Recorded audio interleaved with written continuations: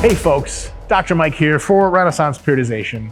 Welcome to the first episode of our hopefully ongoing Targeting the Muscle series. Super simple series. We take exercises that are designed for hypertrophy, for muscle growth, and we break them down a little bit to give you guys some quick tips on how to make that exercise target the muscle you want it to hit better. Today's episode is episode number 1. It is the leg press.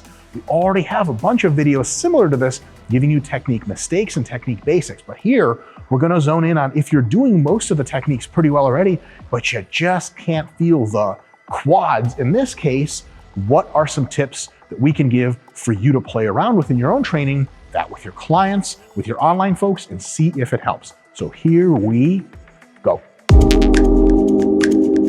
All right, folks, tip number 1 in getting to feel your quads more on the leg press is about making sure that your quads have the maximum range of motion to travel through produce force.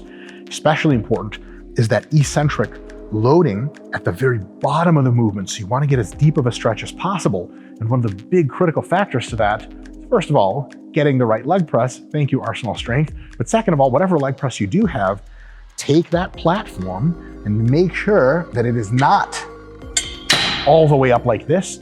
You're going to be really bent at your hips. It's going to be impossible to get your knees low without rounding your back in most cases. So what you want to do is adjust the machine down until you have a comfy relationship between how hard you have to grip the handles to not get shot out of the seat. You want the seat to settle you in and the weight to press through your hips. But at the same time, the lower the seat goes, the more knee flexion you have. For me personally, I like on the Arsenal to have one hole visible, but it's on you which one you pick. Make sure that you understand most commercial leg presses, the very bottom, back, no holes, take it all out, go all the way down. That's probably the best angle. Give that some thought and you will find that many leg presses are not maybe as bad for hitting the quads as you once thought. All right, folks, tip number 2. So technically speaking, the higher on the leg press you put your feet, the less range of motion, see if I can do a demo here, the less range of motion your quads are gonna have. I mean, I'm kind of hitting my gut over here. I can't really go any lower. I'm getting a third of the way down. So what you wanna do, if you wanna maximize the amount of weight you lift on the machine to impress somebody, absolutely put your feet as high as possible. But if you wanna maximize quad engagement, you wanna put your feet as low as possible such that you still get to drive from the heel. I'll do it wrong. I'll put my feet too low. Watch my heels when I go through a full range of motion at the knee. You see how my heels come up? No bueno. Puts a lot of force this way through the knees. If you're used to it, it's fine. But with your regular leg press loads, it could be a bit of a shocker. Actually stresses your calf tendons and your calves, which you just might not want. And in addition to that, the worst part is it lowers how much force you can press, because when your body feels a stable, powerful heel, it actually just, when your brain senses that, it allows you to produce much more force through the lower body. If powerlifters ever get on their toes in a lift, it's a missed lift. So what you want to do is experiment. You want to start, nice and high, get real good tension there on the heel, and then move your feet maybe a few inches down and see how that feels. And you'll have to go all the way down each time to really trial it. So for me, my personal best, this is sort of the gym we own here, and this is my machine, so I already know where to put my feet. Watch my heels as I descend all the way down. They're still touching and powerful. And if I moved even a centimeter down, they would come off. So finding the lowest possible part of the pad, which still lets you push the heels, gives you maximum knee flexion and maximum quad hypertrophy. A lot of leg presses are designed not so great. Some of them are designed much better than others. This one is absolutely designed very well, but we can rig machines even better. A big problem on the leg press, if you're going super deep, is that if you push the pad low enough, if that's even possible, for you to get full knee flexion without sort of a little dangerously rounding your lower back at the bottom and having the back come off the pad, having no force transduction stability there against the pad, if that happens, if you lean the pad back enough, you just get shot out of the leg press. You just can't hold on to the handles. If you lean the pad forward enough such that your upper back is strict into the pad and won't move, a lot of times that forward lean posteriorly shifts everything and then you start getting that back rounding. The way to combat this is the yoga pad. Thanks a lot, yoga. I've never done you before, but I'm keen to learn, JK. So I don't really know what to use these for in yoga. My assumption is something insanely tantric. Anyway, imaginations aside, these are cool pads. They're on Amazon.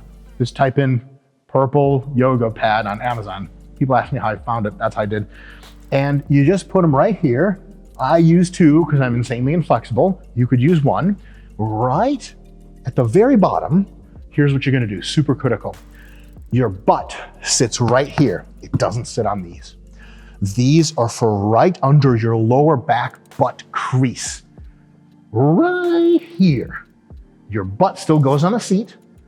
Your lower back goes right into these. And then what you're able to do is still have your shoulders and back into this pad. And because it's cantilevered this way, you won't get shot out, but you've rounded your mid back a little bit. And remember, the mid back part that you rounded is going straight into the pad. There's no problem with injury there because there's a shitload of stability. Your vertebrae are not being asked to produce hardly any force. They're just in a position, and then there's a pad here, force here, and they just sit there. No big deal. But it leverages your lower body up a little bit such that you don't have to round the back under pressure when you're doing this exercise. So if I sit down and demo, notice I'm sitting right here. I'm putting my butt straight down into the seat. And then I often like to come up and really tuck it in, put my feet where I need to. When you unrack, it's a little weird because the pad will compress, get nice and stable. And then once you're here, you can go all the way down, no problem. Notice my lower back is still touching. Sometimes there's even some space between your butt and the seat. No big deal. Lower back is steady, upper back is steady. Everything feels great. I have all of my power, safe, effective, and good to go. Another tip to feel your quads better and more during the leg press occurs from changing the way you're thinking about foot position from something a little bit artificial to something more natural. You know, like herbal tea, bad analogy. So check this out. A lot of people leg press with a closer stance because they thought that's more quad activation. Turns out that's bullshit. And when they press with a closer stance, watch what happens to my knees in relation to my tummy and my chest. My quads and knees eventually touch, and I'm limited in my range of motion. Sure, this activates the quads a lot, but it misses that deep stretch, misses the ability to feel the quads as much. Also, some people feel strange with just the feet pointing forward. It is actually artificial. Your body's very capable of doing it, but it might not be ideal. Now check this out. Here's the tip.